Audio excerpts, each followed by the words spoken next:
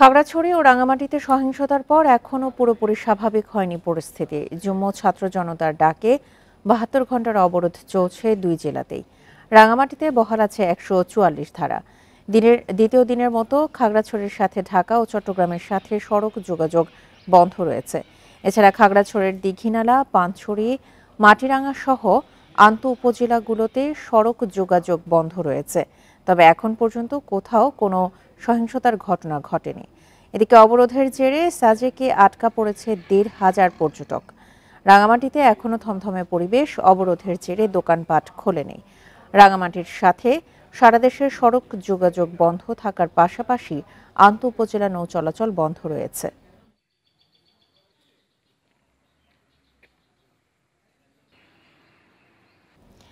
আগে যেমনটি জানিয়েছিলাম, যুগ্ম ছাত্র জনতার ডাকে খাগড়াছড়ি ও রাঙামাটিতে দ্বিতীয় দিনের মতো ৭২ ঘণ্টার অবরোধ কার্যক্রম চলছে। এ বিষয়ে খাগড়াছড়ি থেকে সবশেষ পরিস্থিতি নিয়ে জানাতে যোগ দিচ্ছেন আমাদের সহকর্মী সমীর মল্লিক। সমীর, এই মুহূর্তে দ্বিতীয় দিনের মতো যে অবরোধ কার্যক্রম রয়েছে সেটির সবশেষ তথ্য নিয়ে জানাবেন। সেখানে অনেক পর্যটক আটকা পড়েছেন খাগড়াছড়িতে, তাদের জন্য কি কোনো ব্যবস্থা নেওয়া হয়েছে? দেখুন, আমি শুরুতে আপনাকে আসলে ঘটনাস্থলে একটু বিবরণ দিতে চাই। আমি এখন যে জায়গাটায় দাঁড়িয়ে আছি এটি মূলত হচ্ছে যেখানে ঘটনাস্থলটা হয়েছে খাগড়াছড়ির দিঘিনালা লারমা স্কয়ারে, এবং আমার পেছনে যে জায়গাটি দেখছেন আপনি, এটি জনসংহতি সমিতি এমএল লারমার কার্যালয়। সেটি কিন্তু একেবারে সেদিনের ঘটনায় পুড়ে ছাই হয়ে গেছে, সেটি আমি আপনাকে একটু দেখাতে চাই। এবং আশেপাশে এখানে প্রায় ৯টি মোটরসাইকেল সেটি কিন্তু একদম পোড়া অবস্থায় রয়েছে। অর্থাৎ এখানে যে ঘটনার যে ক্ষত চিহ্নগুলো এখনো পর্যন্ত কিন্তু এখানে যে আগুন সেটা কিন্তু একেবারে দিকে দিকে জ্বলছে বলা যায়। এখন পর্যন্ত আগুন পুরোপুরি একেবারে নিভে গেছে, কারণ যে সমস্ত জায়গাগুলোতে আগুন দেওয়া হচ্ছে দোকানপাটগুলোতে, সেখানে আমরা দেখছি আজকে প্রায় ঘটনা রয়েছে বৃহস্পতিবার বিকেলে, আজকে রোববার সকাল, কিন্তু এখনো পর্যন্ত আমরা দেখছি সেখানে আগুনের যে ধোঁয়া সেটা কিন্তু উঠছে। এবং আপনি চারপাশে দেখছেন যে আসলে ধ্বংসস্তূপ। এখানে কিন্তু মানুষের, বিশেষ করে যারা ব্যবসায়ী রয়েছে তাদের একটা বড় ধরনের ক্ষয়ক্ষতি হয়েছে বলে তারা আমাদেরকে দাবি করেছে। বিশেষ করে এখানে প্রায় ১০২টির মতো দোকান কিন্তু একেবারে পুড়ে ছাই হয়ে গেছে। এখানে উভয় সম্প্রদায়ের দোকান রয়েছে, অর্থাৎ পাহাড়ি বাঙালি উভয়ের দোকান কিন্তু রয়েছে। এবং এখানে দোকান মালিক সমিতির যিনি সভাপতি, লারমা স্কয়ার বাজার পরিচালনা করেন সভাপতি, তিনি বলছেন এখানে আসলে উভয়ে, যারা পাহাড়ি বাঙালি তারা উভয়ে ক্ষতিগ্রস্ত হয়েছে এবং তারা এই ঘটনায় যারা জড়িত তাদের সুষ্ঠু বিচার ও তদন্ত দাবি করেছে।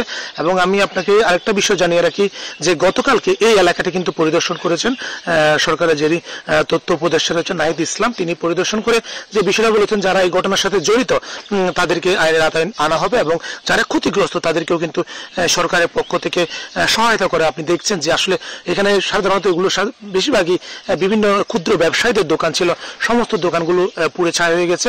এবং এই এলাকাটিতেই মূলত আগুন দেওয়ার ঘটনা হয়েছে। পরবর্তীতে যেটা রাঙামাটিতেও কিন্তু ছড়িয়ে পড়েছে, খাগড়াছড়ি জেলা সদরও ছড়িয়ে পড়েছে। এবং আমরা দেখছি এখানে যে আসলে ক্ষত চিহ্নগুলো এখনো পর্যন্ত রয়ে গেছে, অর্থাৎ আজকে তিন দিন পরও কিন্তু এখানে আমরা দেখছি লারমা স্কয়ারে যে সমস্ত দোকানগুলোতে আগুন দেওয়া হয়েছে সবগুলো একেবারে পুরোপুরি আগুন নিভে যায়নি এখনো পর্যন্ত। কিছু কিছু জায়গা থেকে ধোঁয়া উঠছে এবং মানুষ যে বলছে তাদের আসলে ব্যবসায়ীরা যেভাবে ক্ষতিগ্রস্ত হয়েছে তারা আসলে নতুন করে ঘুরে দাঁড়ানো তাদের জন্য খুবই কষ্ট হবে। এবং আপনি অবরোধের যে বিষয়টা জানতে চেয়েছেন, গতকাল থেকে যে ৭২ ঘন্টার অবরোধ শুরু হয়েছে সেটি আসলে বলা যায় যে এক ধরনের স্থবিরতা।